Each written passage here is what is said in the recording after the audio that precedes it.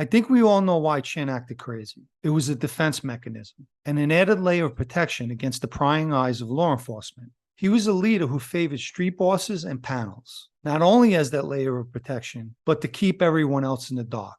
In my opinion, he was the ultimate strategist. He perfected, like a trained actor, the role of a crazy person. And day in and day out, he went into playing a character worthy of an Academy Award. It's one thing to play a role, but Chin took it up a notch. According to reports, he's been in and out of psychiatric hospitals dozens of times between 1966 to 1995. When medication was prescribed, he would hide the pill under his tongue and spit it out when no one was looking. Speaking of psychiatric hospitals, the subject was brought up by Fat Tony Salerno, Chin's acting street boss. He was recorded inside his East Harlem Palmer Boys social club. If he gets pinched, all them years he spent in the fucking asylum would be for nothing. Besides taking trips to psychiatric hospitals, Chin was known to wander around Greenwich Village unshaven, wearing pajamas, a bathrobe, and house slippers, muttering gibberish. He talked to telephone poles and parking meters, and at times randomly dropped to his knees and crossed himself.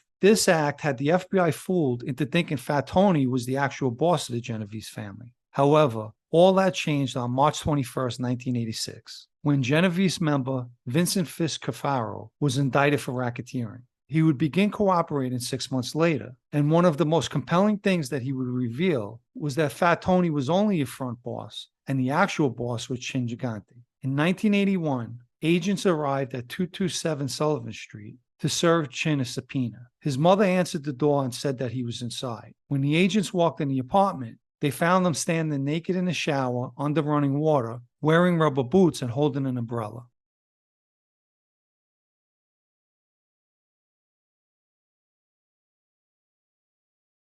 His inner circle was made up of all-time wise guys that were loyal to him. As for the rest of the mob, they not only respected him, but more importantly feared him. The mere mention of his name could get you killed. In an effort to better surveil him, the FBI erected a prefab observation post on a rooftop across from Chin's club. It lasted one day and was mysteriously destroyed. Agents on the Genovese squad began following all of Chin's movements. They learned he had a mistress on the east side of Manhattan. They secured 2 observation locations in nearby buildings. On one occasion, the FBI supervisor, John Pritchett, observed Chin entering a waiting car in his old bathrobe and emerge in a suit looking impeccable.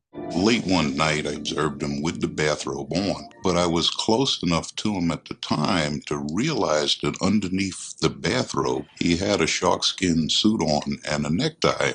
At the East Side apartment, agents watched Chin enter his girl's place, take his robe off, and change into comfortable clothes and act normal. In regard to Chin, Pritchett had said, he was probably the most clever organized crime figure I have ever seen. The general feeling is that he is mindful of setting up a defense in case he's ever arrested, and that is why he sometimes acts strangely in public. In support of his performance, he had his personal family telling everyone who would listen how sick he was. The most outspoken among them was his younger brother, Father Louis Gigante, who continuously attested to his brother's illness. Vincent is a paranoid schizophrenic. He hallucinates, and he's been that way since 1968. And Father Gigante had no problem calling his brother a mental case in public. In May of 1990, Chin was arrested in his bathrobe, pajamas, and a cap. Once he arrived in the courtroom to face the judge, he looked around and said, "What a nice wedding," adding proof that he was always in character. This case would take years to get to trial. It would be followed by a second indictment in 1993. The reason for the delay was to determine if he was mentally competent to stand trial. During the competency phase, 4 psychiatrists was appointed to examine Chin. 2 were for the government and 2 for the defense. And he managed to convince all involved that he was indeed crazy. To one doctor, he said, "I don't need an attorney. God's my attorney." And to another, "God helps me a lot. He tells me nice things." They would ultimately conclude Chin was not competent to stand trial. The government argued that the psychiatrists and psychologists were not privy to his private behavior and his activities as a boss of a family. To support their argument, they put forth 18 witnesses, over 250 exhibits, surveillance photos, and tape recordings to demonstrate the great lengths Chin went to in order to avoid detection and prosecution. One of the witnesses to strengthen the government's argument that Chin was playing a role was former Lucchese acting boss Al Diaco. Diaco explained the mob's way of handling mentally ill members. If someone developed a mental illness, they would be killed. It's like a mercy killing. The judge ruled that Chin was indeed mentally competent to stand trial. 60 Minutes did a segment titled Crazy Like a Fox about Chin. The prosecutor, Charlie Rose, was a guest and said, it was all a ruse. And Gigante knew his choice was clear. He could walk around in a crazy stupor on the streets or go to prison, as happened to Gigante's enemy, John Gotti. After a 6-year delay, the trial got underway and ended in July of 1997. The jury convicted Chin of racketeering and 2 counts of conspiracy to murder. In December of 1997, he received a 12-year sentence.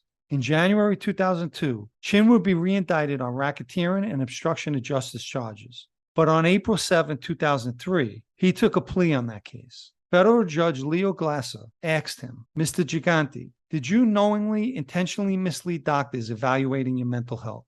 Is that true? Chin responded, yes, Your Honor. After decades of playing a role that in a split second he was able to go in and out of character, his part finally came to an end, and it could be looked at as the longest running part in the history of acting.